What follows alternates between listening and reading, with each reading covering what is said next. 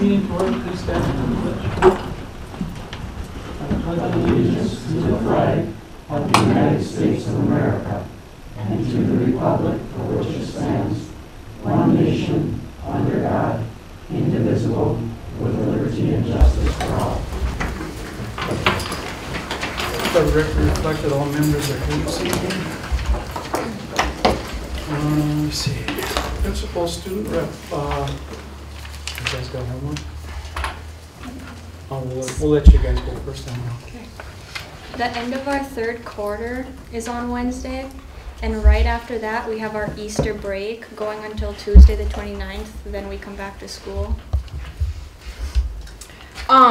We have, the speech meet has subsections tomorrow here at home, and then track practice has officially started, and so has softball. Is that all? Yep. Okay, thank you very much. See, it wasn't so painful. Okay, who would like to go next? Sure, I'll go.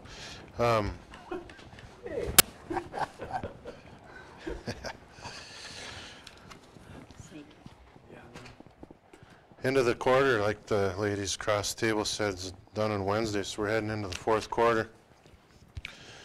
We had to use one of our timeouts last week, but we still got a couple left, and we'll be rested up after Easter break here, and I think we'll make her one way or the other.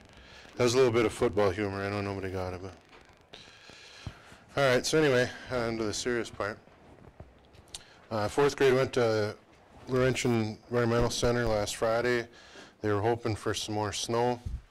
It all kind of melted there because a lot of their activities involve snow, so they got their wish, and they brought them all back, and they seem to have a good time. So April 4th, we're starting, it's testing season. So right after Easter break, we'll get one more weekend, and then the testing starts. Gold Fever Bingo started. That was terrible. Gold Fever Bingo is on Sunday, April 10th. Come on down if you enjoy some bingo. It's a great fundraiser for our PTA. It's one of the few they do every year. And looking ahead a little further, we got kindergarten roundup on the 20th, and we got a pretty decent sized census out there, so we're going to make a pretty good push here. Make sure we get these kids signed up. That was on the 20th? On April 20th. Okay, thank you. 5 o'clock. We're doing 2 sections. Okay. That's all I have. You can go on, Danette. I'm going to let Ryan go next because I have 4.5 too. No, but that's after. Different? That's different. Okay. So I'll add into the ladies. Track and softball started last week. Today baseball and golf started, and next week tennis will start. So by next week, everything will be up and running. Senior high testing starts the week of April 11th. We do offer the ACT. Last year it was mandatory for all 11th graders. This year it is optional, but we do still have to offer it for free here at the school. Mr. Klaus is taking the small engines class to Ziegler Cat in Buell on April 4th, and the choir is going to Chisholm to sing the national anthem at the IRRRD's Cool and Creative Get-Together on April 7th. Thank you. We have a couple things going on at our campus coming up in the next few weeks. First one is a college and career club is putting on a job fair.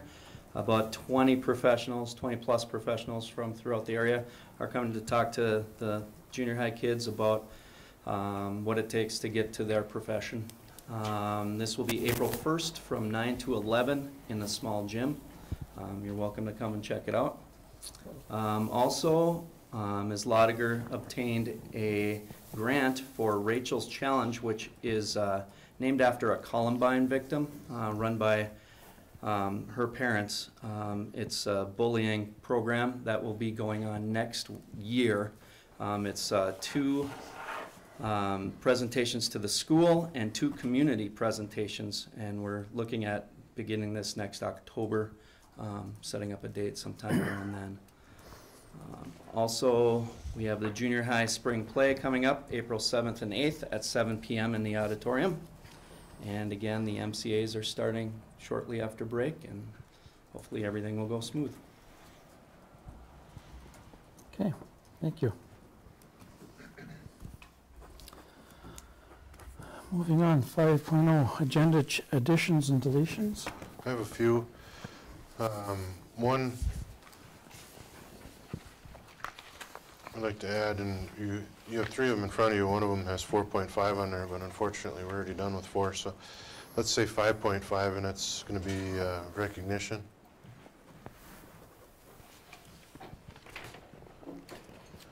And right after business office fairs, we'll call it 9.5. I have normally we have a personnel section in there, but we didn't have any. But I did have 1 resignation you can see in front of you there. And then 10.7, we're talking about a broken steam line. Okay.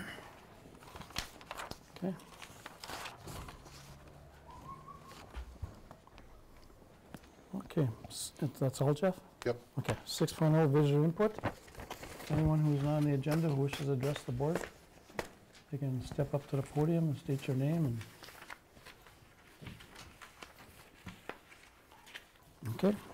After you're done with that, if you could let Danette go with the recognition, Okay. that'd be good. Last week, our 3 musical classes went to contests.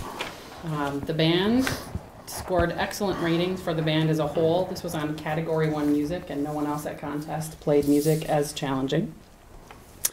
The jazz ensemble, Luca Bentley, Brody Butala, Shayna Garman, Alec Gritzmacher, Cody Intihar, Caleb Kelson, Quinn Mewich, and Margie Thompson scored an excellent rating. The flute ensemble, Destiny Barton, Chris Bowl, Kaylee Gibson, Kaylee Grahak, Bailey Hilfers, Justine Jam, Autumn Jarvala, Kristen Knutson, Carly Kwiatkowski, Alana Lindberg, Chloe Scheckinger, Jessica Ticky, Madison Waldron, and Elena Lemon also scored an excellent rating. And I believe that's supposed to say superior rating. The percussion ensemble, Nick Brass-Googly, Brody Butala, Jonathan Day, Rachel Freetley, Peyton Gregorich, Ian Henderson, Cody Intihar, Jacob Lindhorst, Liz Porkinen, Logan Rozinka, and Cassie Ward. Our orchestra went the next day to their contest. The spring orchestra as a whole scored a superior ranking, which is the highest you can go.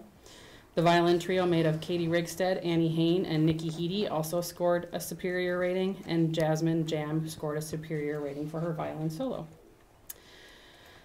Choir had quite a few ensembles perform at contest. Those who scored superior ratings also performed at the concert on Thursday night. If you were there to hear them, it was fantastic. Most of these students were performing at contest for the very first time. A trio of Bobby Lind, Cody Merrill, and Terrell Zimmerman scored a good rating. The concert choir as a whole scored 3 excellent ratings. For the whole group ratings, there are 3 judges for those. Dee Clinton, Anna Combs, and Jordana Cortez and Caitlin Serla each scored an excellent rating for their solos. Destiny Barton and Chris Bowl for a duet. Nick Hyatt and Chris Mooster for a duet. A trio of Jordana Childs, Dee Clinton, and Ashley Peterson, and a quartet of Stacy Dreyer, Justine Jam, Autumn Jarvala, and Morgan Schuchard. Superior ratings scored by the choir included soloists Brianna Curry and Katie McCracken, a duet with Kaylee Gibson and Haley Rucker, another duet with Katie McCracken and Margie Thompson, and an all-male boys freshman quartet, Bailey Grahak, Dylan Heedy, Quinn Mewich, and Blake Peterson. We are very proud of all of our music students. They did a fantastic job at contest. Very good. Excellent. Thank you. Forgive me for not squeezing you in before that. 7.0, approve the agenda changes. Need a motion in a second. So moved. Motion, Sean Lod. Support. Second by Gentilini. Any discussion? Hearing none, all those in favor say aye. Aye. Opposed? Motion carries. 8.0, approve the minutes of the regular meeting of Monday, March 7th. Need a motion and a second. I also move we approve the minutes of the regular meeting of March 7th. Okay. Motion, Peterson. Tom did that. Yeah, I'm sorry. Motion, Gentilini. Sorry. I'll second. Okay, second, Peterson. Okay. Been a long day. Any discussion or changes? Hearing none, all those in favor say aye. Aye. Opposed? Motion carries. 9.0, approve the business office affairs. 9.1, approve the treasurer's report for the second check rating of March. Liam? All we have is disbursements of $193,271.63. I make a motion to accept the treasurer's report. Okay, motion by Schonwab, I'll second. second by Forty. Any discussion, questions? Hearing none, all those in favor say aye. Aye. Opposed? Motion carries. 9.2, accept a donation from Nancy Thomas. She's donating $100, and there was a letter enclosed that it was actually donated as a memorial to Burt Press, and there was several information pieces in here. I think she did a really nice job, and I really appreciate her donation. We need a motion to accept. So moved. Motion Schonwab, Support. second by Chad.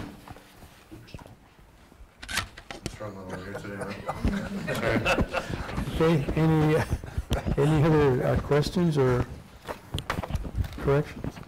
All those in favor say aye. Aye. Opposed? Motion carries. I'd like to send a letter to them also thanking them for the donation.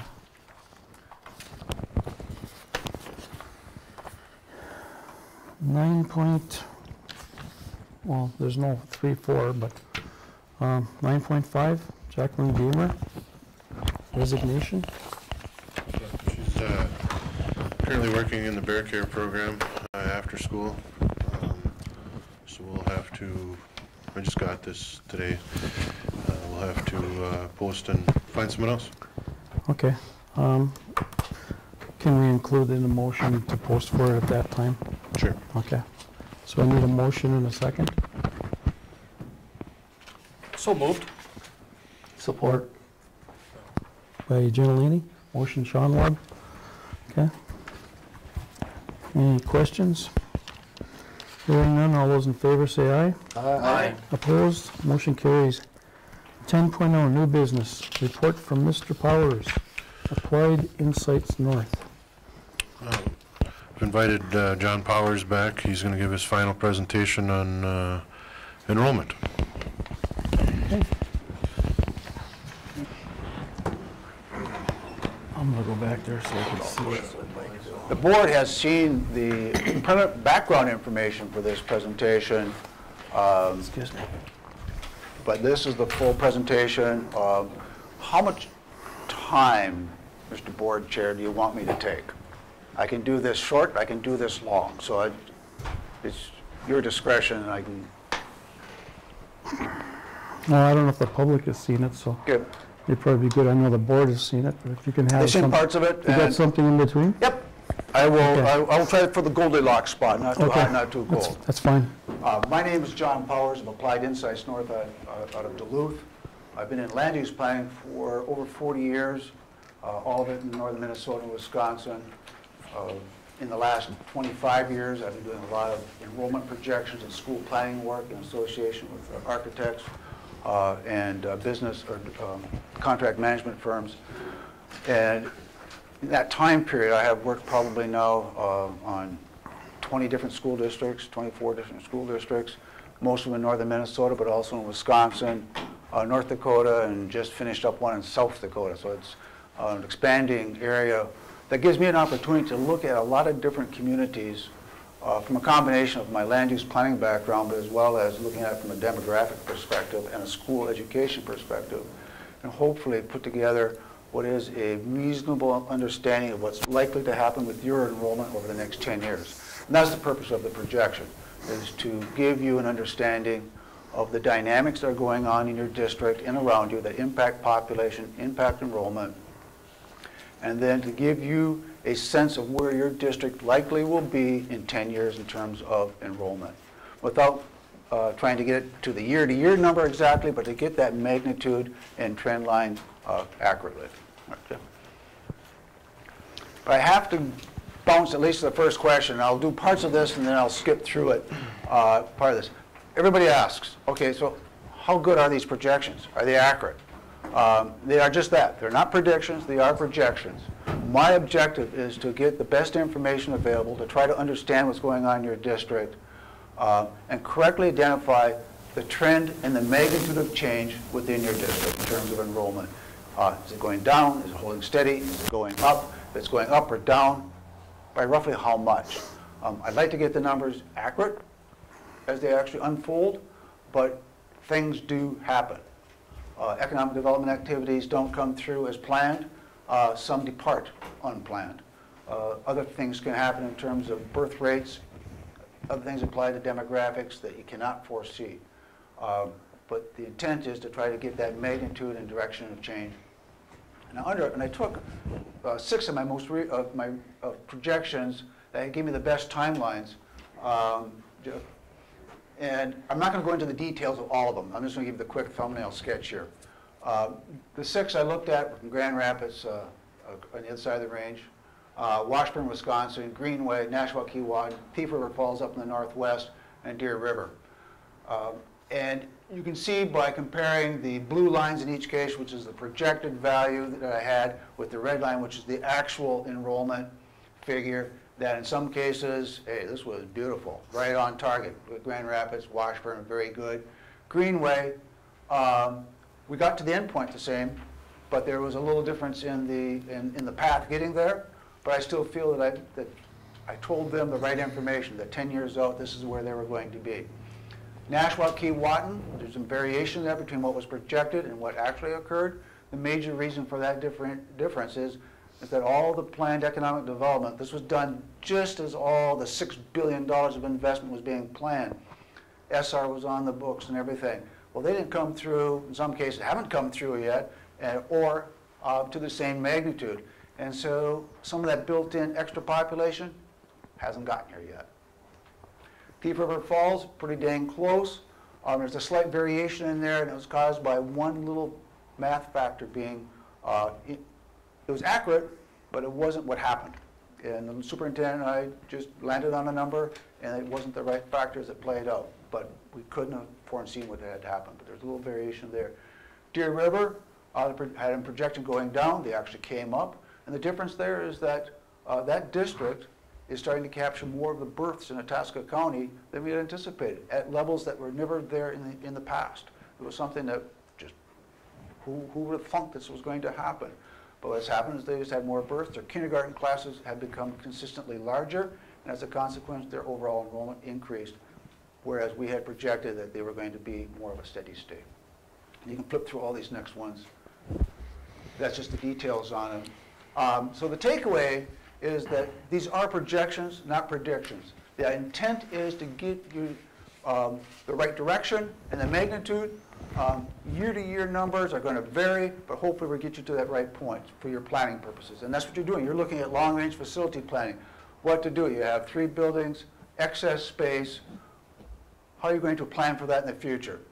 1 building, new building, whatever that might be. The idea of this projection is to give you a comfort level of, say, 10 years out, this is probably where we're going to be in our enrollment. That's what I want to do, get that right understanding of the dynamics to get you out to that right magnitude and direction of change. Just remember, stuff happens. So what's considered, what factors are considered in the projection? There's your district outlined on the left. I look at the pattern of student enrollment change within your district and the various dynamics there. I look at what's going on at the districts around you to put you into context. I look at the economic activity and population change and development patterns for the Iron Range, and in particular the eastern portion of the range where Evelyn Gilbert is located. And then as we look forward, I start looking at population factors, patterns of births. We all passed the eye test again, thank you. And look at that in comparison to what the number of kindergarten students you've had in the past and how that might play out with a projected population and projected births in the near term. So those are the factors that are considered. This is what has happened with your overall enrollment up to this point, the last 10 years. Your K-12. You can see the blue line is your overall enrollment, and it's declined from somewhere around 1,300 to right around 1,000. The primary factor in all this has been your resident students. That's the red line. That's your resident students who have enrolled in your district. Down, down, down. Bottom line is there's actually just, in addition to open enrollment, there are fewer kids living in the district to start with. That number has been declining. The green at the bottom is your non-resident students who have open enrolled into the district, and that's been fairly consistent, just under 200 all the way through. So the real factor in the change in your enrollment, in addition to open enrollment factors, is the fact that there's just going to be fewer residential kids who are living within your district. This table just gives you the generalized numbers. You can see on the left, you started around 1,300 kids, K-12, and pre-K at the same thing, and you're now around 1,000. Your K-6 totals have gone from just under 700 to the mid-500s. And your grade 7-12 has gone from 600 into the mid to slightly upper 400 range. And those are going to start coming together. Just working through classes. You had some bigger classes. They've worked their way through, and now you're feeding off of your input of your kindergarten kids coming in. So that's where you're at up to this point. Next slide. One of the things I go into, and this is the kind of the math nerdy aspect of the projection, is that in looking at that table before and how the classes have changed from one grade to the next, a big number that gets fit into the math formulas is what's called the class retention rate. How many first graders become second graders in the next year, second graders to third graders, third to fourth, etc. down the line. And that's what these ratios are. And these are averages of, over the last 9 years, of the first 3 years, the middle 3 years, and the last 3 years, of those retention ratios for just your resident students. I separate out resident and non-resident. And because this is the figure that gets multiplied out in the formulas. A number of 1.00 means if you had 50 kids in grade 1 and you had 50 second graders the next year, it's a 1 for 1. Okay, you didn't gain anybody, you didn't lose anybody. If the figure is over 1, you gained somebody. Okay, could have been open enrollment, it could have been a family moving in, brought a kid in. If it's less than 1, you've lost somebody. You went from 50 kids to 45 kids or 48 kids, whatever it might be. Again, it could be increased open enrollment, it could be a dropout, it could be somebody just moved out of the district. We had some discussions, Jeff and I had some discussions over these. My default is to use the average of the last 3 years and then say, okay, how does that feel going forward? Because that kind of sets the tone of what's been going on at least right now. We made one minor change. You'll notice the first to second grade shift, the second row across, the average of the last 3 years is 0.96. We bumped it up slightly to 1. In part because looking at your recent pattern of enrollment, it looks like you're potentially holding more kids. So we just said, okay, we're not going to be out exporting more of these kids. We're going to hold these kids. And so we tweaked that one up just slightly. We don't like to make big changes in these lower grades because they get multiplied out so many times during the projection that they can become exponentially a huge factor. Look at all the under 1 figures in your upper grades from 5, 6 shift all the way down. It means you're losing kids all the time. It's not unusual to see losses, especially in the grades 9 and up. It's the time kids start dropping out. They start taking early college. There's all sorts of things why you start losing kids in those grades.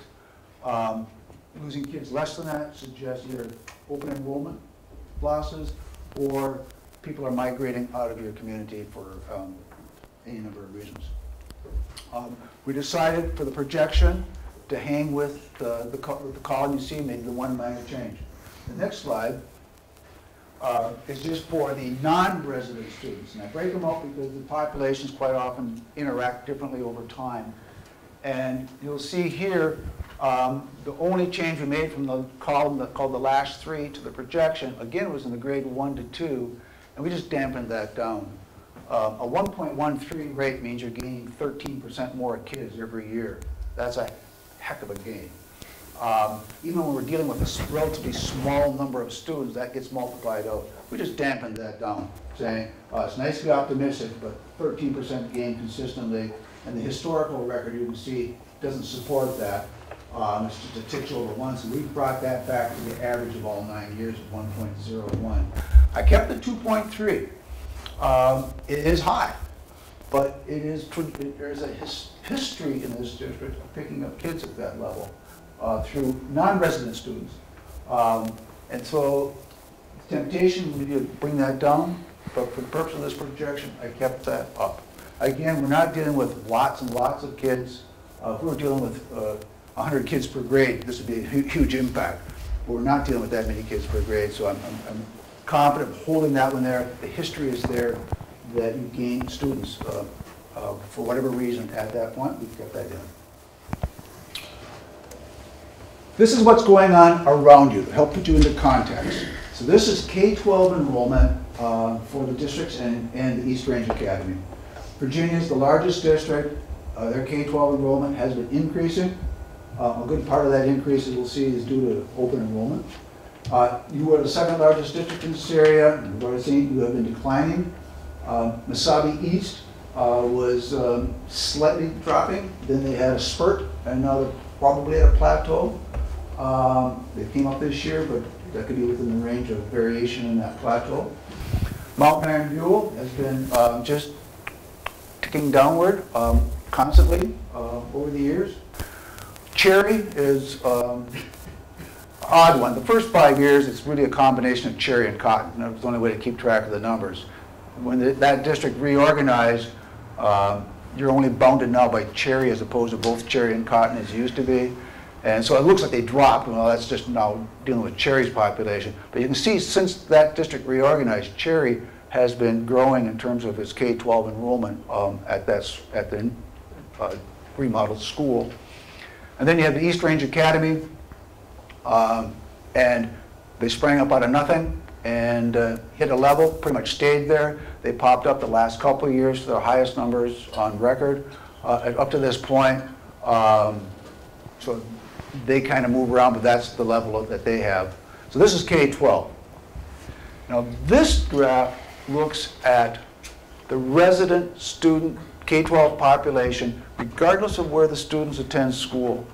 And I look at this because this gets at the true demographic dynamic within each district. It takes out the open enrollment impact. So you could be dropping like a rock in terms of your K-12 enrollment, but your resident population could be skyrocketing. You're just exporting kids to open enrollment. You can't see that. This strips it out. So here you see Virginia, for instance. I'm going to ask you to toggle back, Jeff. Go back to the other slide. Okay, Virginia at the top. They're increasing K-12 enrollment. Now flip to this one. And you'll see that actually their resident base has been fairly constant. And actually over the course of the 10 years, they've actually gone down a titch. They're gaining through open enrollment. That is how they've been sustaining and growing their total enrollment. It's not because there's more people living there. It's because of open enrollment. We've already seen your resident. We know your number of resident students has dropped. With this year's information, there's a suggestion that maybe you're starting to bottom out. And that's part of the question is we're looking forward. Is that a bottoming out, or is that just a temporary plateau to the next decline? Mesabi East, their resident population pretty much constant. Then they had a slight bump up, and they're pretty much staying in that range right now. Mount Iron Buell, their resident population, pretty constant. It's technically down just a little bit. Mesabi East is the only one that's actually grown in their residents a little bit. Mount Iron Buell, pretty much staying there. Cherry, again, the left-hand side, ignore that. That's combined with Cotton. From the dip forward, you can see that the number of resident students there has increased slightly. And we remember from the previous graph, their total K-12 enrollment is increasing. So certain districts are gaining through open enrollment. Virginia's being the big one, Cherry is another one that's gaining. So that's the dynamics underneath. So the decline, the total area declined, with only Mesabi East being the only one to grow. And that's not unusual given what's been going on the range. So open enrollment becomes a major factor. The chart on the left is your total picture of open enrollment over the last 9 years. The red line is the number of students open enrolling out. So you were just shy of 250, and now you're just a touch over 300. The blue line is the number of ins. Pretty constant. A little up and down, but within a range. Now coming back up. And so is that a new trend, or is that just a variation? And the dashed black line at the bottom is the net exchange. It's been negative. Started out around 50. You're now just a little over 100 on the negative side. But you'll notice that it's kind of starting maybe to hit another plateau. The graph on the right is your exchange with Virginia, which is the largest exchange. A lot of those, this is where the greatest number of your kids out-migrate to. You actually get more kids coming in from Mesabi East, I believe, than from Virginia, but Virginia is an important factor. So you can see that the number of students going out on the red line bopped along, and you had a big jump, and now it's hanging in there at a relatively constant level. The ones coming in, and down a little bit, then went up a little bit, and now it's been holding steady. And you can see your net has moved around. Again, you were around minus 60, and now you're around minus 100 on the net exchange with Virginia. Here are the numbers on the open enrollment. If you look at the table on the right-hand side, the summary, you can see that your net has gone from a minus 56 to around a minus 123, and it's been fairly consistently growing over that time period. If you look at the in column, you see that it's pretty constant in the 170 to 180, 190 range. I mean, it's moved around, but it hasn't formed a great pattern there. If you look at the out, there you can see that trend from the mid-200s, 245 students, just kind of titching along and then jumped up, and now you're at 300. That's been the major factor there. The table on the right shows your exchanges with certain districts in the last 3 years.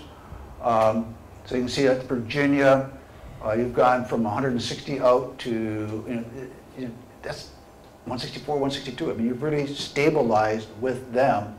And your in students from them have been, again, fairly stable. Gone down 6 kids, but it's within the range. There are some suggestions there that maybe that relationship has finally hit a stabilizing point, or something else is going on that might be operating. It's trying to maybe start leaning a little bit more in your favor than it has up to this point. Mountain Iron Buell, you lose more kids to them, but it's been fairly consistent, even though it's gone up a little bit. Part of that's just geography, where students live. St. Louis County School, you get more from them, and most of these kids come out of the Cherry enrollment area for the county. It's going down just a titch, not much. And the outs going there have gone up a titch. On the whole, you're still positive with St. Louis County. Mesabi East, you're in a stronger position there. The ins have gone from the 50s up into the 70s. And the outs to them have been fairly consistent. And your outs to them are basically, again, geography-based. A lot of the ins from them are geography-based, and we'll see in the map section. East Range, of course, you don't get anybody from there. It's not that type of exchange. You see how your numbers move around there. All other districts are exceptionally variable.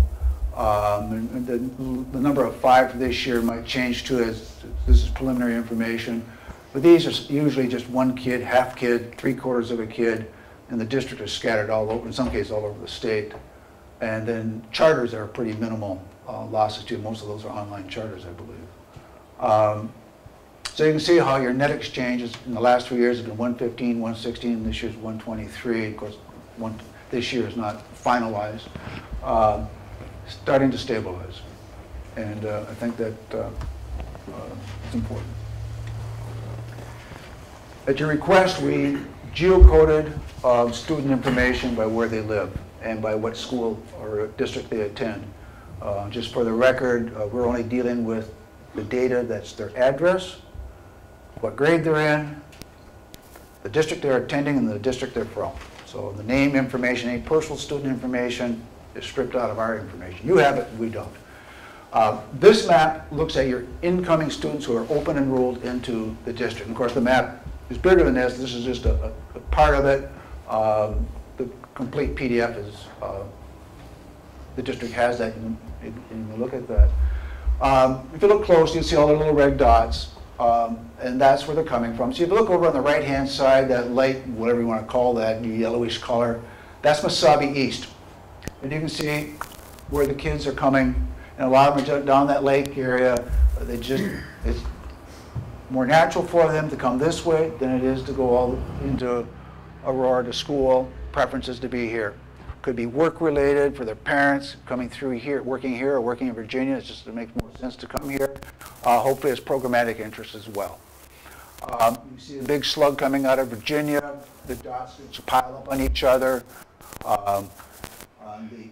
The grayish on the left and on the south side of the district. That's all St. Louis County schools. So you can see those kids that come along, are coming out of the Cherry portion of that district that are coming into your district.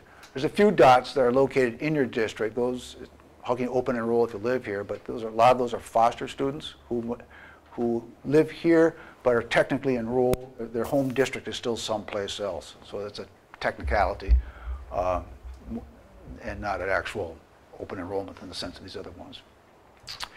This, again, at the work session, the school board asked for some data on the students so they get a sense of where these students live, and we're doing the same ones for the open enrolled out. So we compiled this. So on the left-hand side is the minor civil division, MCD, where the students actually live.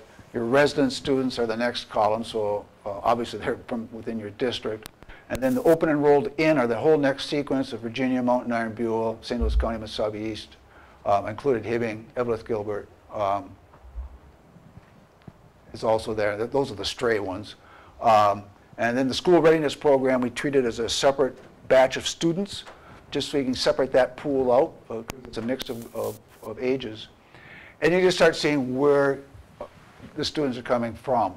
And if you look at those open enrollment ones, you can start putting in the geography. So you got 18 kids, for instance, coming out of the Bewabic Township area of Mesabi East. That's that whole one area. You run buses into that area, pick these students up. It's a big swath of them. None are coming directly out of Bewabic City. They're all located, best we can tell, from the township. And you just, again, go down the list and you see where the different students are coming from into your district. The next map are the students that are resident to you but have opted to go to a different district. Again, this is just a portion of the map. It's impossible to read at this level. Each of the dots there is color-coded by the district they're going to. So are they going to Cherry or Mesabi East or Virginia? But you can start to see a different type of pattern than you saw in the kids coming in. This is less about geography. It's a little bit for some. You can see some kids down in the Iron area. They're going to Mountain Iron, Buell, or to Cherry. Some kids out of Inley are opting to go over to Mesabi East. But they're basically coming from where you have your kids. Both your kids live in the heart of Eveleth, in Gilbert, and Fayal. And most of the open enrollment kids you see are basically coming out of Eveleth and out of Gilbert. And not so many out of Fayal. I think there's a lot of kids down there. Driven primarily by where their parents work, probably a little bit by programmatic or sports opportunities, somewhat by geography, and they just don't like somebody at this school and they want to go to a different school. I mean, there's a million reasons why kids open and roll out. Again, Jeff, next one. Again, we located, because the school board asked for this, where do these students live that are open and rolling out?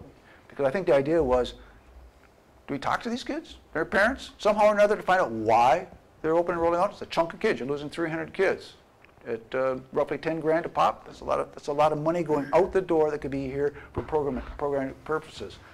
You can see that where the students live and where they're open and rolling to. So if you take Eveleth, for instance, a chunk of them are going to Virginia, 14 of them are going to Mountain Iron, Buell, only 5 are going up to Cherry, 4 are going to Mesabi East. But there's 70 kids coming out of there. You target these people and say, okay, What's causing you to go to Virginia, for instance, as opposed to here? Is it because your parents work there? Is it because daycare's there? Sports opportunity? What is it? I mean, so this is the type of information that might help you target some interviews or mailings or whatever it might be to try to do an exit interview, if nothing else. You may not get these kids back, but you might prevent the next kids from deciding to make that decision and say, hey, we'd rather come here. So hopefully this information will help at that level. Again, you had the exact information by kid's name and everything as who these kids are. And so if you want to start targeting that, the school district could do that. We don't have that information. But yeah, you start seeing some of those patterns. You can see also we don't have a lot of, the district does not have a lot of addresses for some of these students. So about a quarter of them, there's no address information. That's not unusual for open enrollment to have incomplete information. At least we know where they're going and we know where they're going. All right. Next one. Yep. Now we start looking a little bit at the future by educating ourselves about the past, and this is really aimed at net population change as well as a number of kids coming into kindergarten. So the first thing we do is we look at population. We're in a strange county, so I took Duluth out, and just because we might as well eliminate that 85,000 people out of the equation, just try to get as much of a focus north of the city. And also because the Department of Health provides birth information by counties and large cities. They don't, none of these smaller. So I can separate out Duluth birth records from the county records. Again, to just give us hopefully a little bit better of a handle of what's happening north of the city. So that's the population for the county, not including Duluth. So you went from 120,000 in the county, we grew in 1990, declined, and then we've just kind of chugged along, staying steady, aging as we go along. You know, that's not enough growth in there to increase the population at the lower levels. So you can see that the State Demographic Center has projected the county to 2020, 2025, 2030 and beyond. And for the county as a whole, they have been projecting that same type of less than 1% growth of the entire county. Assuming that's normally distributed across the whole county, that means this area is not going to be changing that much either. It won't be declining, but it's not going to be rocketing up either. So it gives us a sense of what's happening as the bigger picture. The estimated population for the district itself, the census will keep track of that on a decennial basis. So between 2000 and 2010, you went from just under 9,000 to 8,600 people. And those are pretty rough estimates sometimes. Part of my work here was also holding conversations with people who know some of the nuances of what's going on in this part of the range. I mean, I've spent 40 years doing economic development and land use planning in this region, so I have a pretty good understanding. But it's always good to talk to people. So I talked to some of the local administrators, I talked to the chamber, I talked to the people at State Deed, talked with Drew Digby, the analyst at the IRRB, just to get some sense of some things that they're seeing that I may not be seeing. And of course, none of us know when the line is going to come back up. We're just feeling a lot better about it since the North Shore is coming back up. Hopefully, everybody else starts rolling back up. The assumption is that the mining is going to continue, but over time, the level of workforce in the mines is not going to be what it was in the past. I mean, we all know in our well, maybe not in the kids' time frame, but for us older people, we remember there's 13, 14, 15,000 miners working across the range, and we're at 4,500 when all the mines are up now. Productivity is going to hang there or go up. Number of workers are not going to go up proportionally to that. That's the basic understanding everybody's having. SR, if it ever gets off the ground, is probably going to be the prototype for the next level of mine in terms of productivity relative to workforce.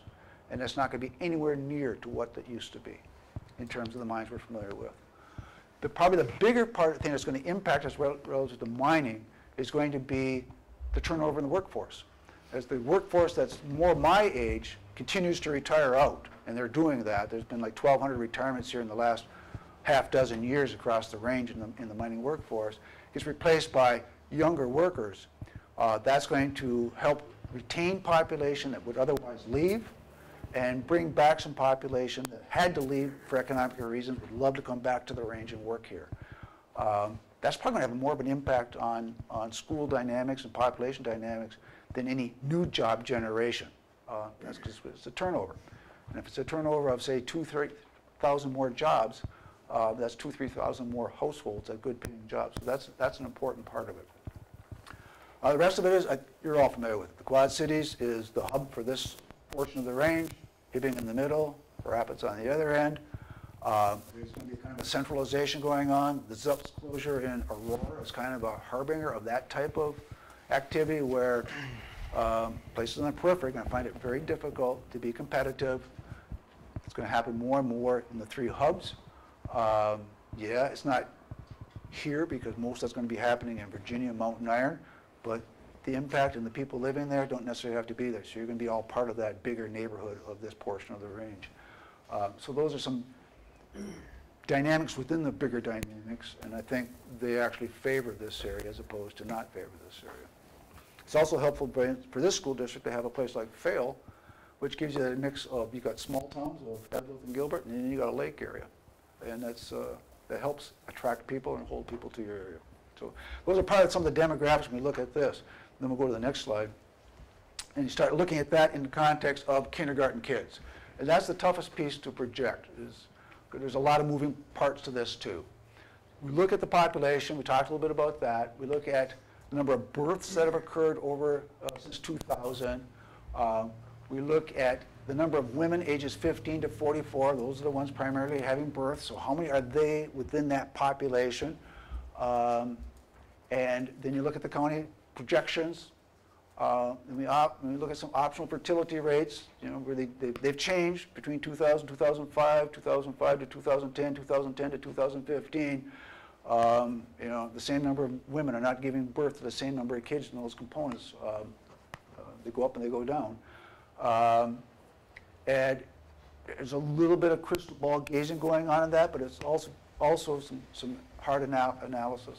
What I do is I take a look at births, and I correspond them 5 years later to a kindergarten class. And that's a rough thing because we know that's not a perfect relationship. And you look at that class year, compare it, say, okay, how many resident kindergartners did we have that year? How many kids were residents who open and rolled out of our district? How many kids did we lose to homeschool or private schooling? And here it's homeschooling. That gives you your resident pool of kindergarten kids relative to those number of births. And you analyze that over a period of time, you get some sense of how many births, the birth trends, but then the percentage of them that are probably to women within your district, and how does that translate to how many of those resident kids stayed in your district as opposed to leaving your district. And at least educates your guts a little bit about making that guesstimate about what's going to happen in the future. So what do I have for my next slide? So the chart shows you, the graph shows you births. On the left side of the dotted line, these are births that have occurred in St. Louis County, not counting those which occurred in the city of Duluth. So it ballooned up and then it's been trending down with ups and downs, but trending down. To the right side of that dashed line is my projected births. And you'll see that, obviously I'm using averages, so it's a flat line. There's no ups and downs to it. It's flat line for 5 years, and then it drops to another flat line. And that's looking at the change in the probable change of the population mix, especially of people in the childbearing ages in the area. So for the past 3 years, a little over 7% of the births that have occurred in this portion of the county have been probably to residents living within this district. Projection actually is going to use a little bit higher percentage. And it's back on those centralization factors that are probably occurring and the turnover in the workforce. And so over the course of the projection, I'm going to be using more and more of the 10-year average as opposed to the average of the last 3 years in terms of the amount of births occurring here. If I was doing this in a tower, I wouldn't make that same assumption. But here I would. The caveat is important because I use averages, and I have to. But the reality is that there's ups and downs. So we're looking at the last 5 years. The non-Duluth portion of the county has averaged about 959 births a year. The highest was a little over 1,000, and the lowest was 888. That's a swing of 134 births, even within that track record. That type of variation is going to occur in the future. It may not be 134, but it's going to be a swing around whatever number we land on. And so it could be a high year or a low year, and that's going to impact, if you're getting the same number of kids out of there, it's going to impact how many kindergarten kids are going to be in your pool. The other thing that changes is how many of those births are within this district. You have averaged, over the 5 years, you've averaged 7.9%. The highest was a little over 9, the lowest was under 6. That's a 50% swing. So you can imagine if we have a high birth year and you're up on the number that occurred in this district, you're going to have a big kindergarten class. But the reverse could be true. We could be on a downswing in total births and by chance a downswing on the number of those occurring within this district, and we could have a very small kindergarten class and you're going to go ape looking at your kindergarten roundup for that year. But over the course of the 10 years, the averages should hold true. That's the way the projection works. Realizing that from year to year, there can be some huge swings because of the type of variation that just occurs naturally in the population. I'd love to have better numbers, but that's not possible. I'd love to be able to try to project when those swings might occur, but that, I mean, we just roll the dice on that. I mean, there's no rhyme or reason to. You can look at the graph, how it's moved around. You can see the general pattern of the trends, but you can't predict any one of those ups or downs at all. It's worse than the stock market. So that's why I say, I think I know that the averages are going to hold, but for any given year, these things can happen. Don't panic. Look to see how it plays out over 3-4 years and see if the trend is still holding true. If you get back years of too high or too low, then you know something's changed. People have moved out, women aren't having babies anymore, or people are moving in and they're having more babies. It's Williston. So that's the caveat that has to be understood here. Okay. So what are the overall assumptions for the projection? We're not changing the school boundary. We're assuming that the current open enrollment dynamics are basically holding in there with the exception with Virginia and a slight flattening of that relationship, no longer the continued free fall. The general pattern of grade succession rates from year to year is going to hold true, except for those 2 minor tweaks that we made. We think there's a little more optimism for holding some of those kids and dampening the one. The county population is expected to modestly grow with a little bit of centralization, or a little focusing more on the Quad Cities area, and you're going to enjoy, hopefully, an aspect of that. And the incoming kindergarten classes are going to reflect the short-term continuation of the current birth rates, and then if you recall, that dropped down a little bit, and that's the downturn 5 years out, the increased percentage occurring within the district. You want to flip back to that birth one? Go back up. Yeah, right there. To the right of the dashed line, the numbers that affect you are just is that first plateau. The second plateau, those births occur 5 years, and they don't even impact the projection because those would be the class of 27, 28, and we're not that far out. The current birth information through 2015 impacts your school through 2020-21 school year. So we're working with pretty good information there. And then we worked with the first portion of my projected births for the next 5 years out. So it's not too bad of information for us to deal with in that sense. So here we are. You're at 1,000 today, left-hand column. You're going to be about 850, give or take. All these factors played in. You're going to have a continued decline to a flattening. You'll see that the last 3 years of the projection, 864, 855, 852, you know, that's a coin toss. Throw 20 kids either side of that. You're going to be in that range. Your K6 is going to go from the 540 range, and it's going to drop down into the 480 range, which it'll do fairly early on for about the second half of the whole projection period. You should be in that 480 range. That's because your averaging your kindergarten classes coming into the high 70s or high 60s. So you can see that starts playing through. Your 712, which is now in the 460 range, is going to drop down into the high 300s and then start flattening out as those projected lower grades start working their way through. Obviously, there'll be variations on a theme throughout here, but that is the general pattern. The next slide shows it graphically as opposed to numerically. So the blue line again is your total enrollment being projected, K-12. Resident portion, again, driving it, bringing it down, flattening out. Just fewer kids in the pool. Even with open enrollment, holding steady the relationships. Here we are. And the non-resident, pretty much staying the same. Might come up a little bit, should stay the same. But you'll see a flattening out there. And I've been doing projections in districts where it's been a steady state. It hasn't moved by 20 kids over 10 years. I did one, I've done a couple where they're skyrocketing by 20, 30%. Growth areas outside Grand Forks. High birth rates, Monoman County.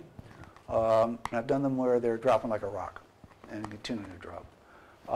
Where there is no stabilization at the bottom because the dynamics are such it just isn't there. Here, yes, there is a decline. But I see a stabilization coming up. In part, the averages are playing through. That's part of it. But the big part of it is that there are some core reasons that people are not evacuating their in range. We've got that turnover coming in.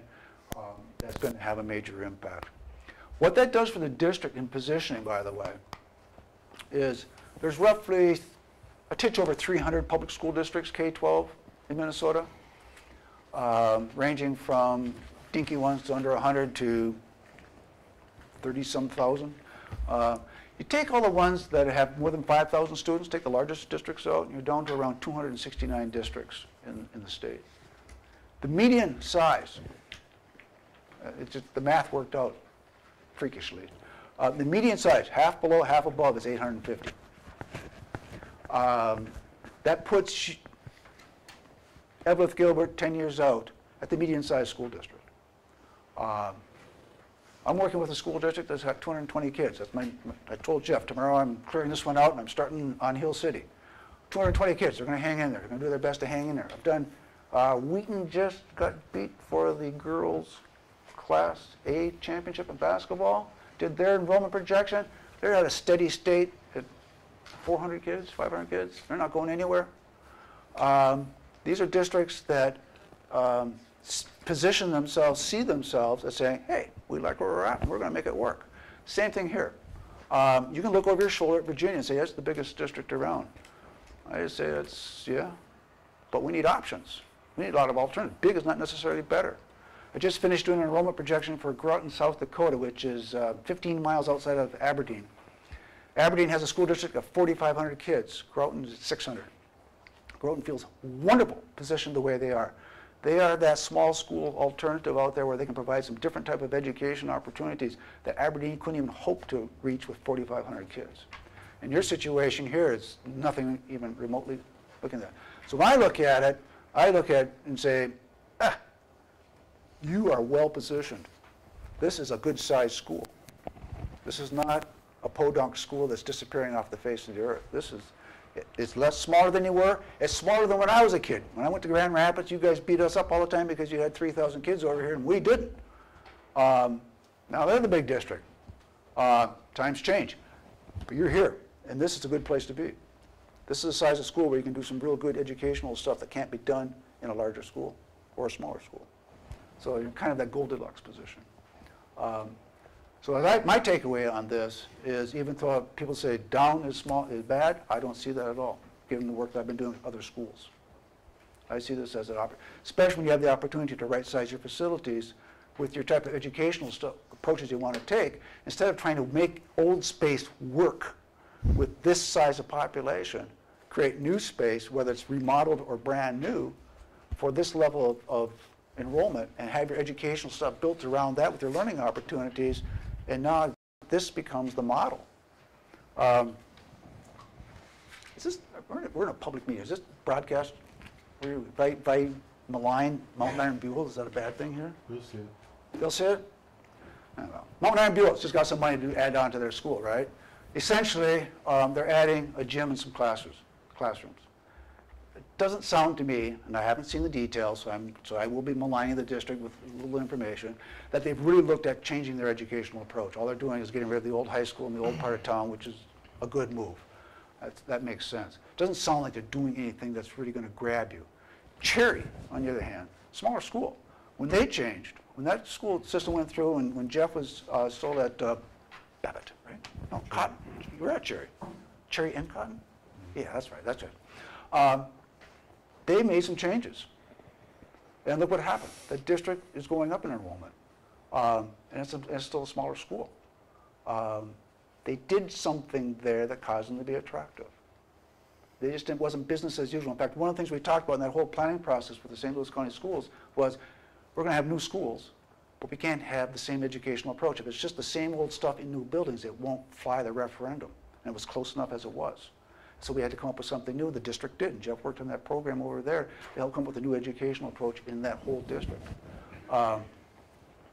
That's the opportunity I see here when I look at this stuff from the outside. So using the projection, remember it's a projection, not a prediction. So don't run to the stock market. Look at the trend of the magnitudes on this.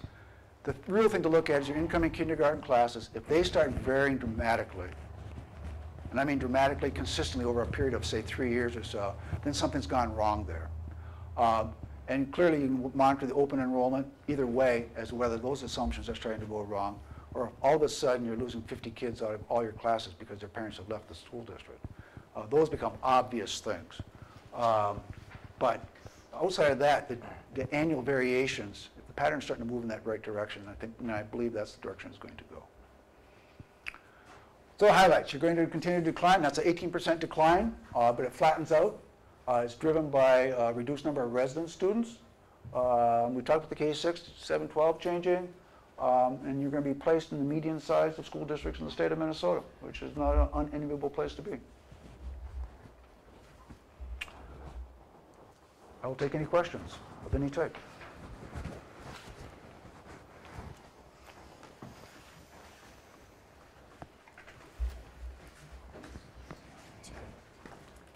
Oh, come on. Challenge me. I know that I had a few comments, because obviously we saw some of this in the working session. A little bit of concern. I mean, we're at 996 today, and next year's projection is 984, and there's a little bit of concern that maybe we were not preparing to go low enough. And again, the year to year, I mean, this is not a business manager's projection. You're not basing your this doesn't work that way. This says where you're going to be 10 years from now. And yes, you're going to move around. You actually have a year will probably increase for some odd reason. But my look at all this says between now and then, you're going to be around 850. I mean, you saw the remember the Greenway graph where they dropped down and then came back up to a target figure that we ended up at. Part of that was mining stuff that occurred in that area. That can happen. So I don't think the curve is going like this. I still think it's going this way, but you may do this on your way there.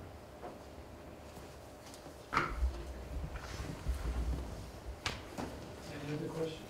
Anyone? Public board, anybody?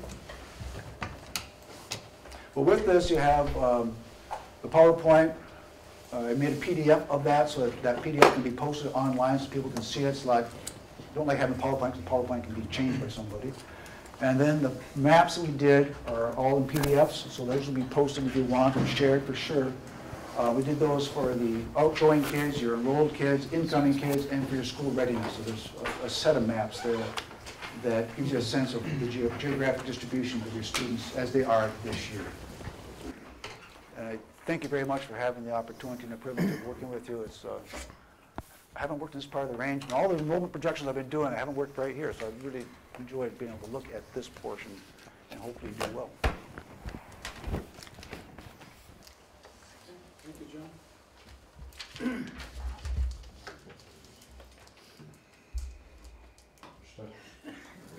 You can have my stuff.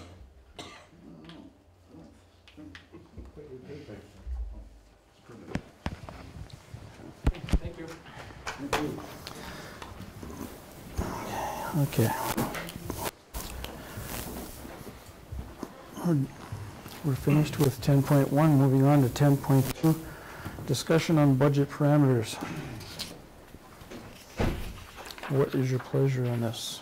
Well, we had a committee meeting on last Monday, and one of the things that we talked about was where we want to shoot for this upcoming year.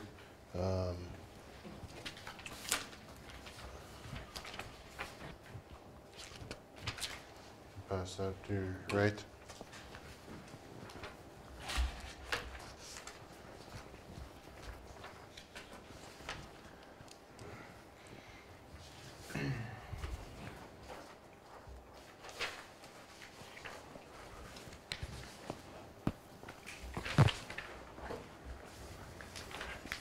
Basically what you're looking at is the audited numbers from the last 4 years.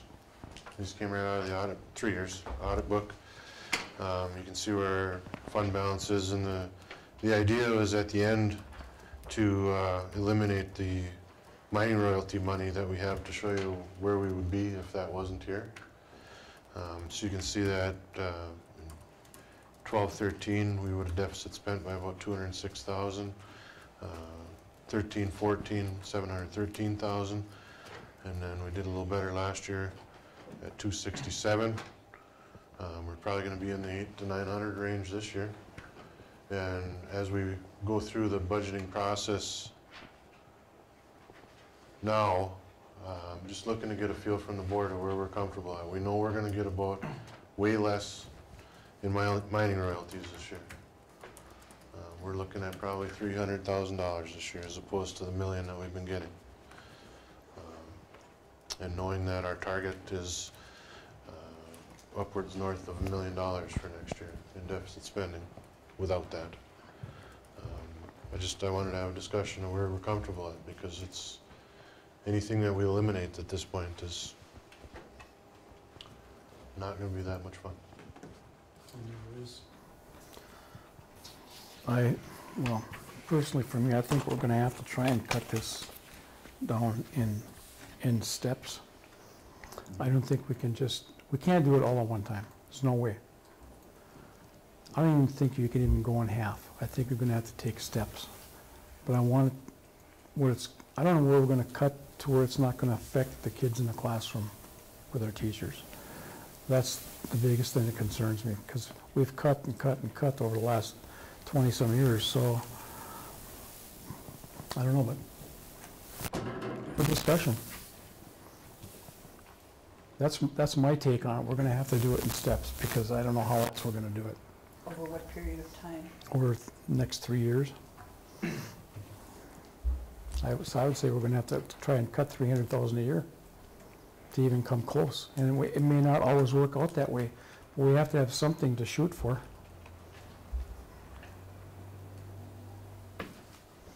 Don't all jump in here at one time.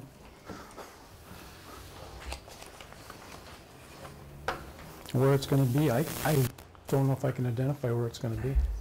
But that also doesn't account for any additional deficit over that 3 year period. No, it doesn't. Well, that's just saying everything stays equal today. I mean, Yeah. we're losing kids every year. That's a difference in incoming too. So that Yeah. deficit, it might be 1.2 this year. It could be 2.1 next year.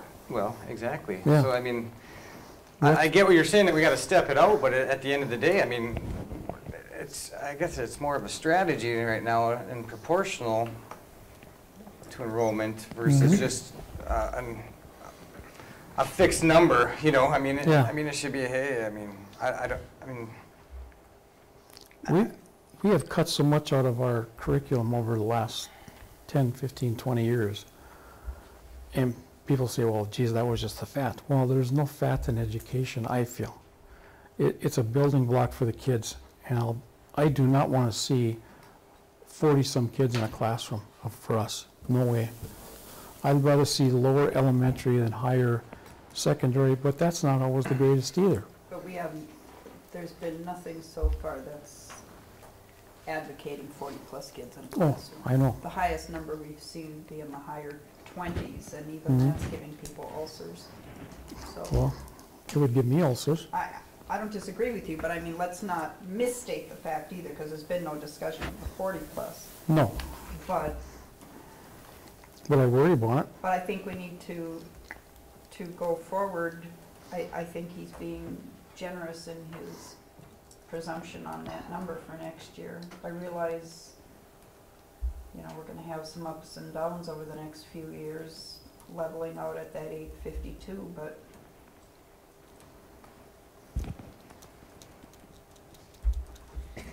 I'm not comfortable trusting that higher number for budget purposes for next year. I mean, I'd rather be conservative and be surprised. I take these numbers, I mean, pretty seriously, and I mean, I respect the projections we were just witnessed, but I also read what Mr. Forty gave us last meeting with the outlook of our mining industry from the RAMs and the IRRB, and I mean, everybody likes to speak optimistic, but I mean, the reality is we could have a long road here, and I mean, even if they give our unemployed miners an extension, I mean, the reality is in the next 2 or 3 years, we might have a lot of people leaving to go for work elsewhere. I mean, and that's, and we don't know that today, but I'm just saying that could be the reality in 6 months to a year. Before. Absolutely. It has, yeah. And I think what it comes down to, the gist of all this is why we're in the midst of our facility study. We're not efficient. I mean, and I'm not saying that has anything to do with education, and I'm not saying that has anything to do with the teachers and kids. I'm just saying as a school, we know we spend a lot more to run this place than we probably should. I mean, and I think we need to keep focusing on that conversation. That, I mean, teachers and what it costs to educate kids is always going to be proportional to our enrollment, but the overhead that it takes to do that is fixed, regardless on how many kids you shove in a building, or, I mean, that number is always going to be there, while other numbers change and fluctuate. I mean, and that's kind of the elephant in the room that we keep talking about, but we don't really address. Yeah, I mean, We addressed it or have addressed it in kind of a roundabout way. right. Mr. Powers, I think the best phrase he used in his presentation was right-sizing our district, right-sizing our plan. That has nothing to do with the curriculum that we're offering. We've got two buckets that we have to look at. And if we just look at the classroom and what we would have to cut in the classroom, we're ignoring a big, huge potential savings, and then we have to look at the bucket of our facility. And we've had, over the course of the last several months, several ideas presented to us on how to do that. As we go forward, I would like to see our administration working on a plan, costs, to get to one campus. I think we have to talk about that, because that's where the big dollar savings are in our operation that do not affect the classroom. And we have to take an honest look at being a one-campus district. It could mean as much as $1 million a year. We don't know that. We have the statistics as to how much we spend versus other districts, and there seems to be a huge potential savings there. That doesn't affect what goes on in the classroom. And I think that has to be part of our budgeting for next year. We have to, at the same time we're putting a budget together for 16, 17, we have to honestly look at a plan, what it will cost, what it will look like to get to one campus. And what the true savings might be if that was. That's what's looking at a real, good, honest plan. Doesn't, and as Mr. Power said, there's two ways to go. Just remodeling, and the other is some combination of remodeling and new. We have to continue to work at that. But we're past the point of trusting these nebulous numbers of we might save this much if we do that, or we might accomplish this if we, it's gotta be, this is the dollars and cents, so that when we sit down and make that final decision, we're operating off of facts and not someone's emotion. And I've said it before, nothing can be treated like a sacred cow. There's nothing here that we can afford at this point to say is off the table. That's not to suggest that I'm advocating any particular thing, but I don't want anything ignored at the risk of upsetting someone. We need to be looking at every avenue, because by doing that, we may find something that at this point in time, we're not even aware of. So, The mining industry is at ups and downs. It's like a roller coaster, you know. In Cyclical. the 80s it was bad, you know, and we had a lot of jobs that were lost, but then we were coming back up again, so I don't know, can we second guess what's gonna happen here in the next 2-3 years? If we cut in steps, like Keith said, then if it does start to trend up, then we could recoup. If we make a big cut right away, and we lose more students, we're going to lose again in the end. And I don't know. so you're at the Is there another way that we could look at reducing costs other than get an independent organization in here to look at, to give us a good projection on how we can save? Are you talking For the facilities, yeah, or are you for talking? facilities, yeah. I think we've had, I mean, between UNESCO and DSGW, and I mean, we've, and then the what is it, Warner report? I mean, I see. Most of that stuff is pretty vague, though. I mean, It I think we're probably at the point now where we need someone to map out, they need to map out transportation routes and how many miles we're gonna go at this option as opposed to this option, and what's that probably gonna cost. I mean, what's our staffing levels at those options, and I like Mona said, I mean, I think we're at a point where we need a true cost of what those things are gonna be, and then you just make a decision and let the voters decide. To that point, I mean, we've kind of seen the bag numbers through the options. You know, I mean, we know what our operating costs are. We see what would happen on this option, that option, our savings, and I mean, really, there's only a couple options that show any worth of savings that are worth exploring. And the suggestion of kind of cutting down our focus on where we're at, I mean, that would probably be the ones, is to try to see if any of those 1 or 2 options are feasible to put more time into, or think outside the box and go in a different direction at this stage. Yeah, do we look at reducing our campuses from 2 to 1? Which way do you go? Or do you build a brand new campus and you sell everything? But I think that's where, to Mona's point, is we know what checks we write for either campus every year. We know all those exact numbers. I mean, we're using square footage. Is it more for this building or that building or this building? I mean, well, we can break it down per campus because we know those checks that are getting written, and then we'll know what those initial savings look like up front. And then to Jeff's point, I mean, there's bus route strategies you can look at. And yeah, I've talked to Randy too. He said the same thing about looking at the bus routes to see if we can do something. We have to do something with our heating systems no matter what we do. There's a big waste in this. She said the heating systems we have, even if we do downsize, because it's so antiquated.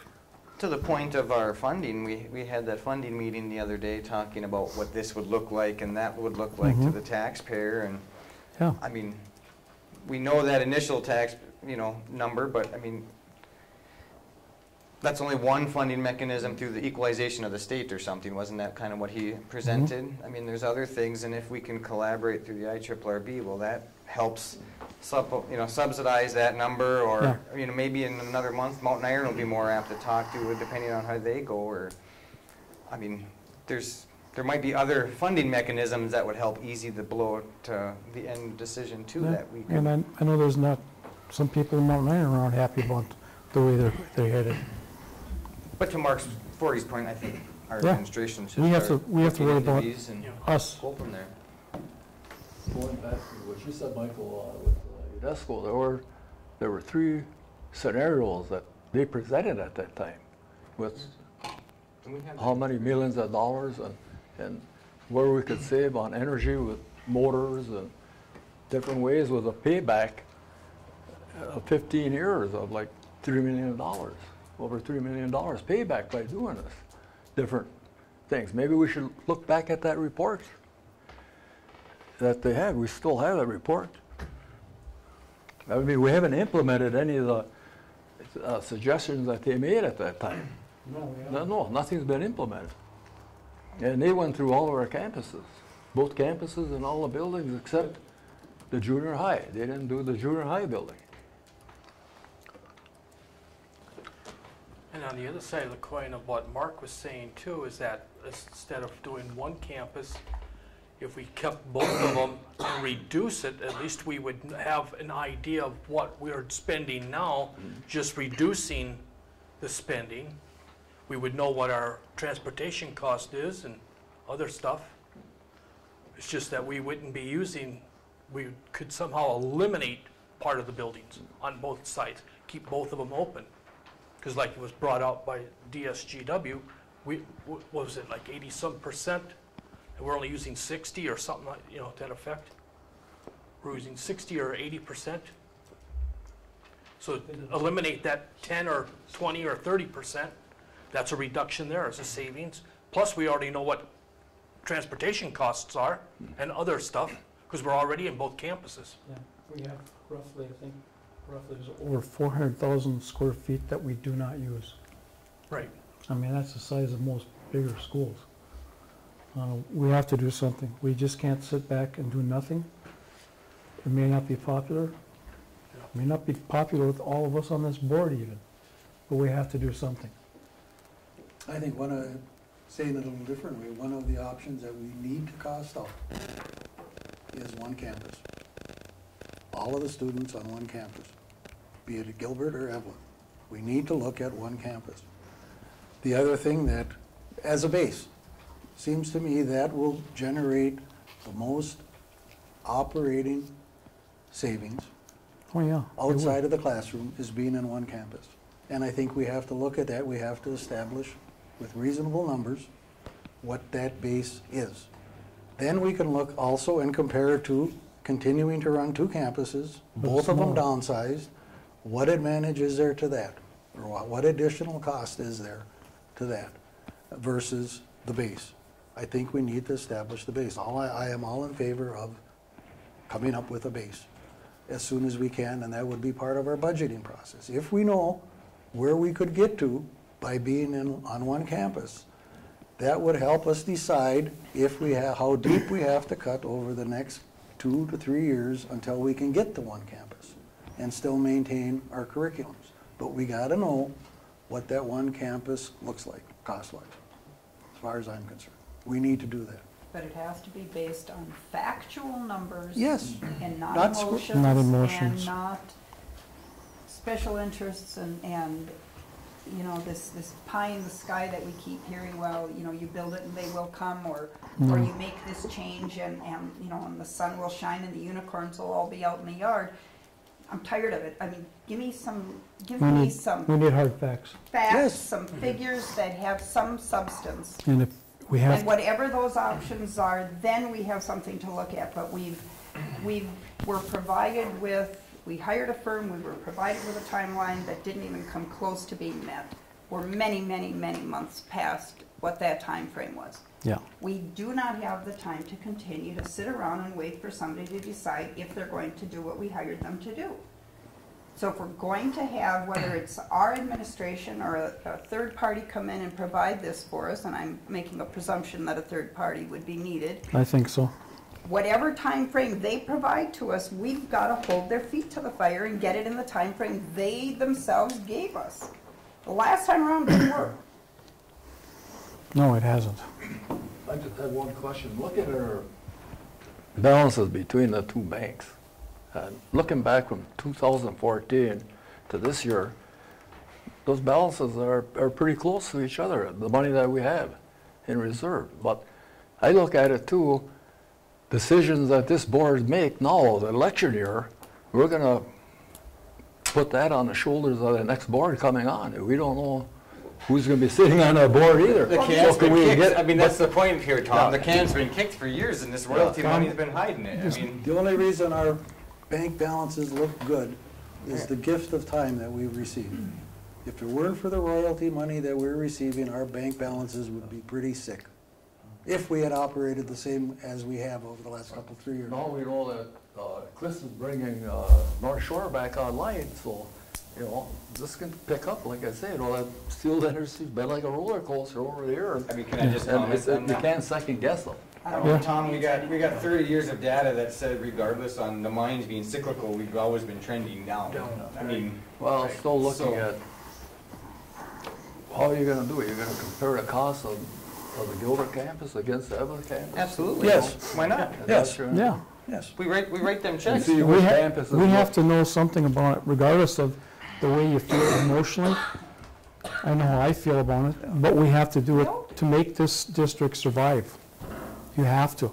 We can't keep bleeding over $1 million a year just to keep the campus because, oh my God, we graduated from here 40 years ago. We don't want to do anything. We have to do something. Otherwise, our kids are not going to be going to school here, and our grandkids. I mean, just to put it in perspective, one of the options was that we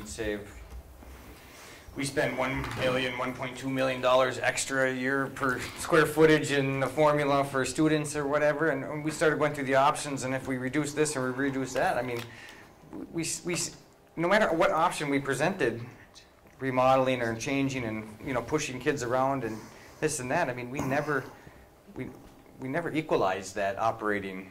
You know, No, it we was never- like we never a $750,000 downsized savings if we added $20 million to one campus. And I mean, I think we're past the point, you know, of generalizing. I think we need to know what gets spent in one community and another community for utilities and have those real numbers. I mean, That would indicate a very real savings, absolutely. if we go from 2 campuses to 1. And I think it goes beyond campus even. I think we need to know what the building costs are because we have That's- buildings that But it should be that we itemized. may need to look at repurposing in some fashion rather than presuming that just because it's on one campus that it can continue to be used.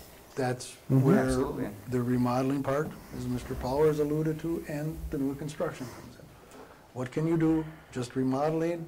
What can you do if you have to have some new construction? But we have to, again, start with the base. And to me, it's We- 1 campus. We gotta need know to what get our a costs are. We And need to know get what a our costs firm are. that is neutral, has nothing to do with either side of the districts. We need somebody from out of the area to come in and do We it. tried that once already. But Evaluation we've on got to, that, we've got to keep them to task of what we want, and that means we can't be soft on it. We have to keep with it.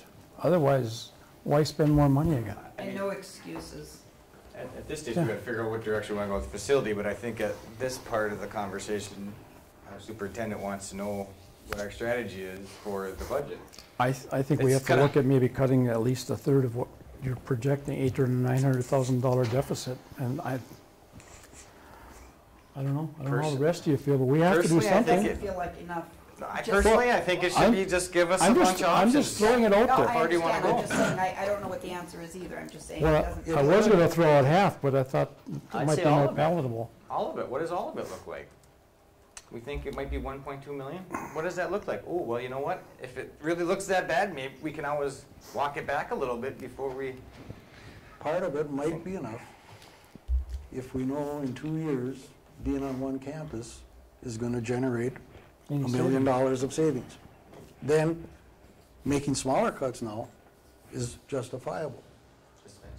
If we know that, if we have a good idea what it would mean, what we can save just in our buildings that don't affect curriculum. Can we say that? I mean, That's the point. question, right? That's the point. And it should not take 3 years to find out what that is. Well, I It should think- take a matter of months to find out. I think we're actually there. I mean, we kind of alluded to that during the data that we got during our facility study. Now we just need to instead of rounding the numbers off, we need to plug in the real numbers and Yes. see where it adds up. But I think they would like, instead of 3 or 4 options, maybe 2. 3 options would be nice, but then it just makes And everything I cloudy again. would think if we get a good look at what 1 campus remodeled looks like, or could be done for how much, then consider some new part. But first we have to know if there is no new construction, what can we do? What is our base? Right, so I'll just recap what I'm responsible for here. So I need to, by, I believe it's the April 11th meeting, which should be the next one.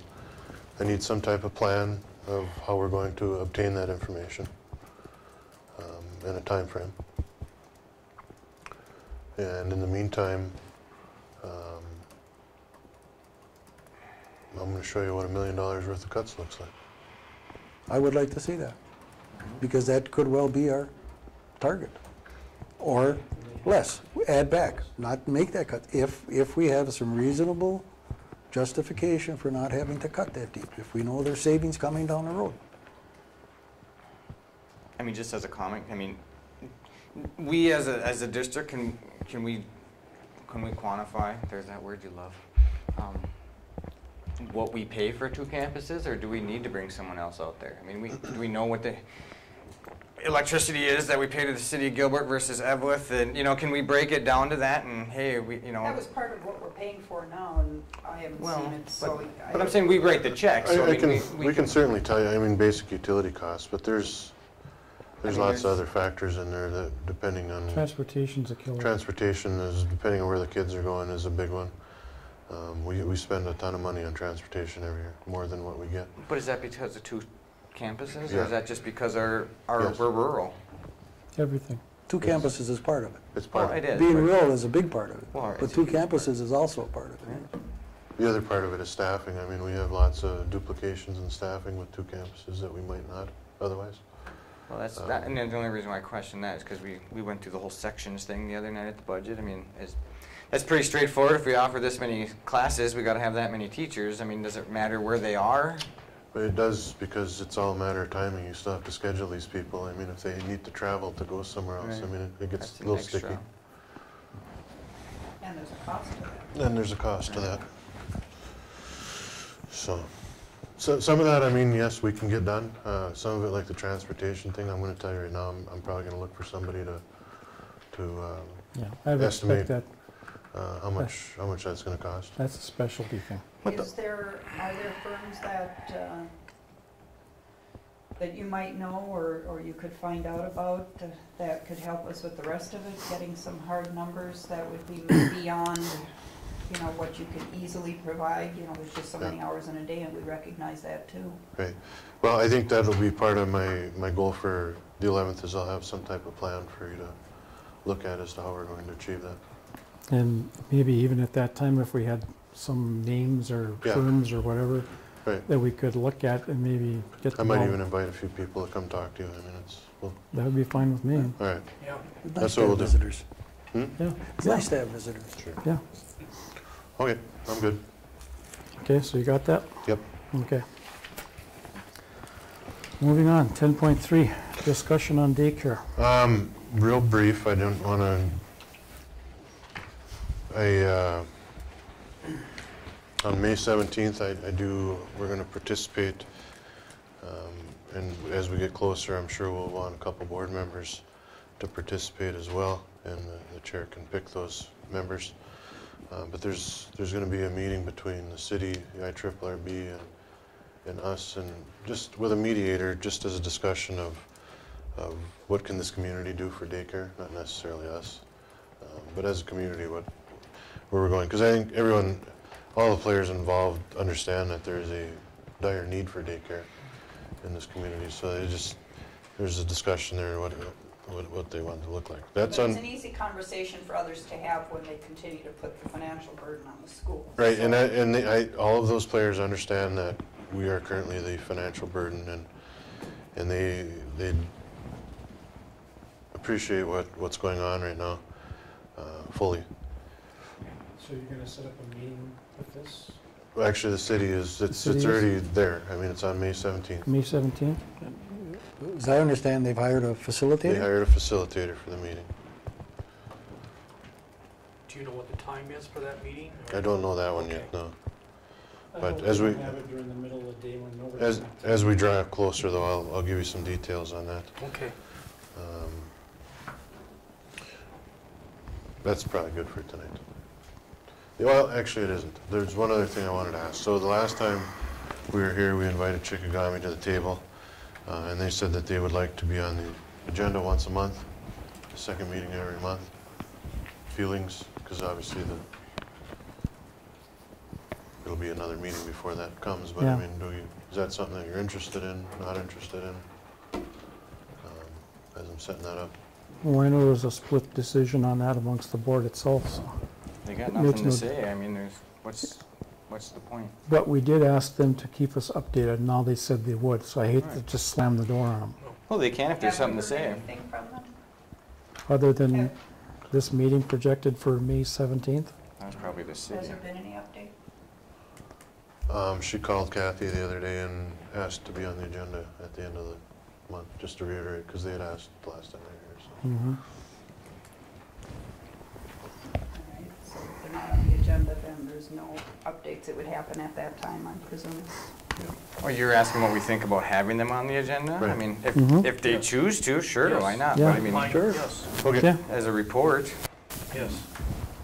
All right, thank you. That's- I just want to make sure, because some people are for it and some are against it, so, and It doesn't have to be a vote, I'm just, if No, that's- overwhelmingly that's you don't fine. want it, I won't put it No, on. the agenda. I prefer to have some information, even if it's 20 seconds, nothing has happened, anything.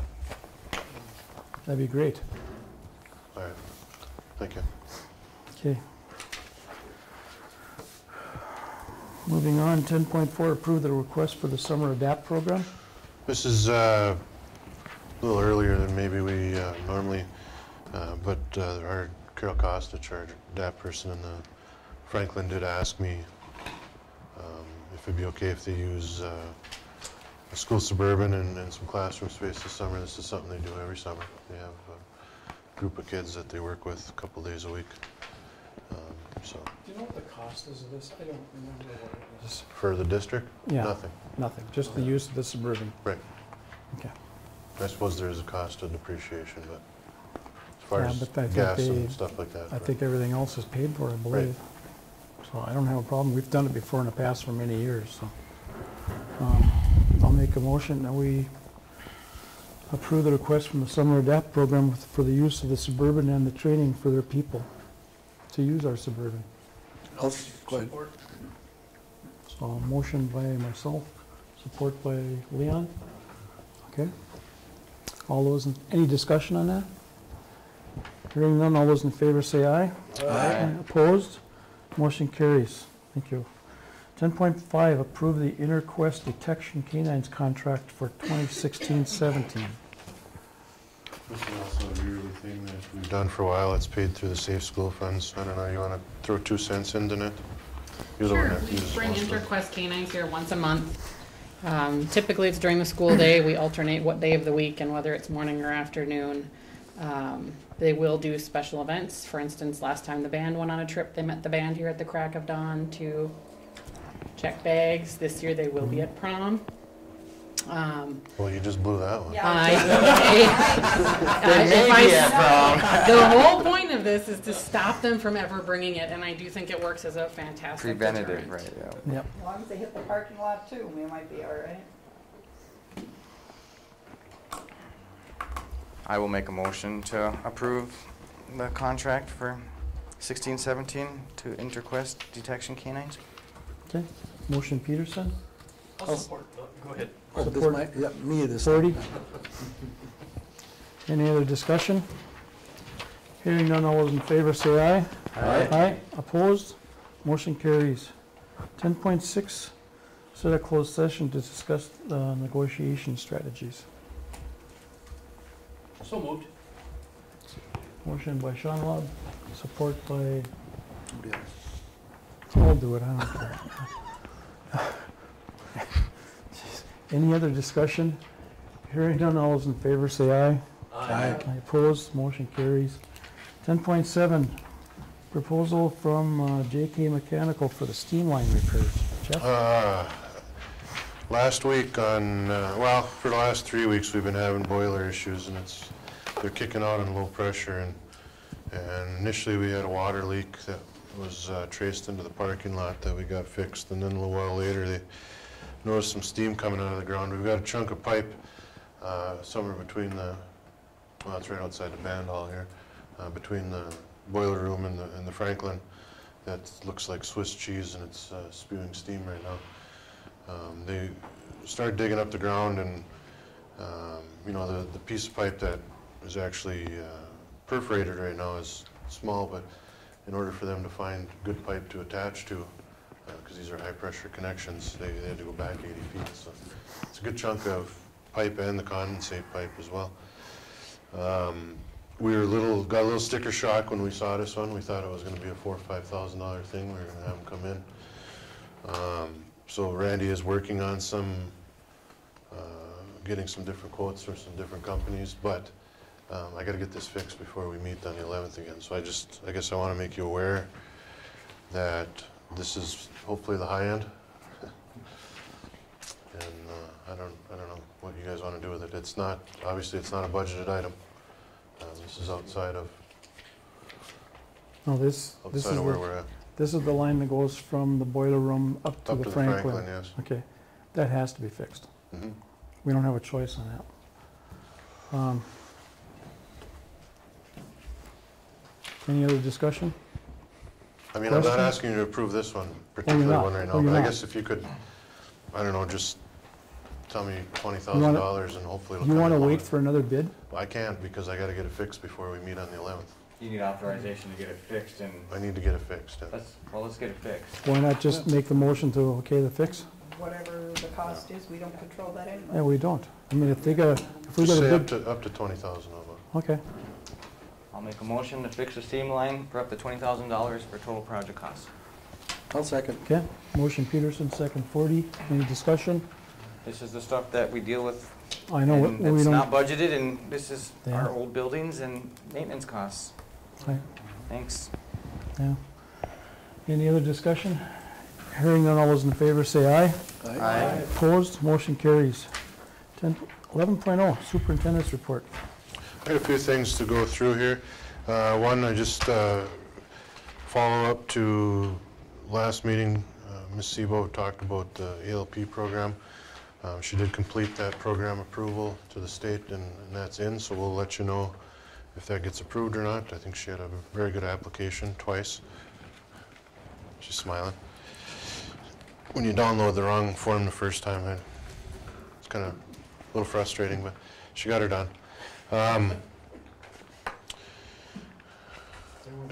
Want you to make aware on the 31st of March, Danette and I are going to go meet with Carol Helland of Mesabi Range Community College. We're going to be talking about a number of things, including one of the things everyone needs to be on everybody's radar is in 2017, most of the people that currently teach our college in the school courses, CEP courses, are not going to be eligible to do that anymore.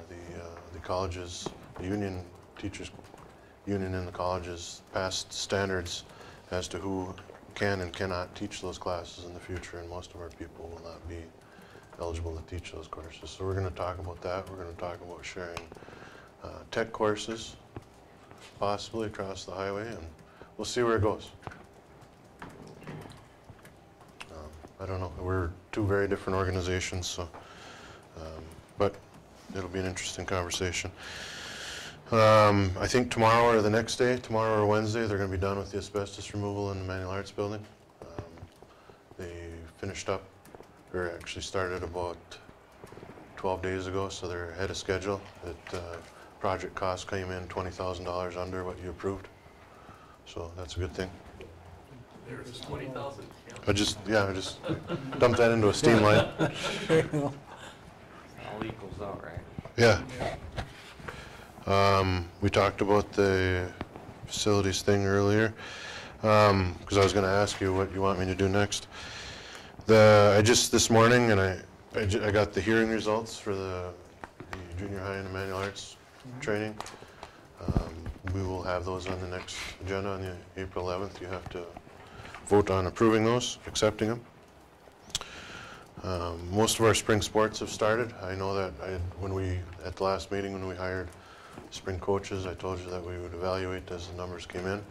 I think we're doing pretty good right now. I got a high number in junior high baseball right now, but the rest of them are kind of in line with what I told you they would be. So I don't think there's going to be a large variation there. And that's all I have for tonight.